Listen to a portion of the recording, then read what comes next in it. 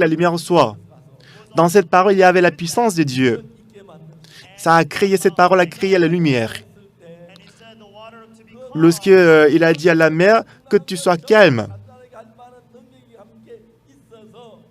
Dans la parole de Jésus-Christ, il y avait la puissance de calmer la mer. La parole est partie avec la puissance. La parole est capable de calmer la vague et la mer.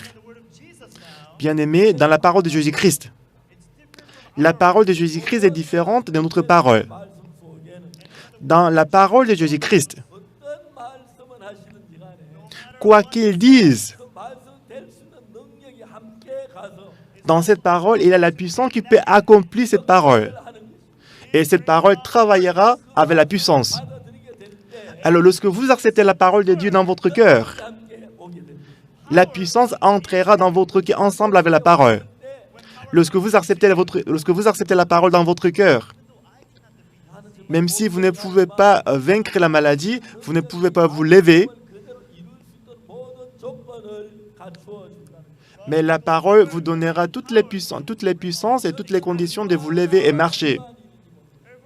Donc, bien-aimés, c'est très, très important.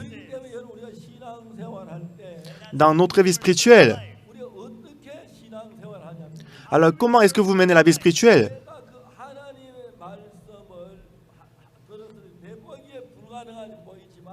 Lorsque vous écoutez la parole de Dieu, il paraît que c'est impossible selon vous.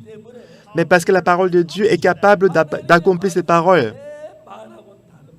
La parole de Dieu est différente de ma parole. La parole de Jésus-Christ, la parole de Dieu est différente de la parole du président.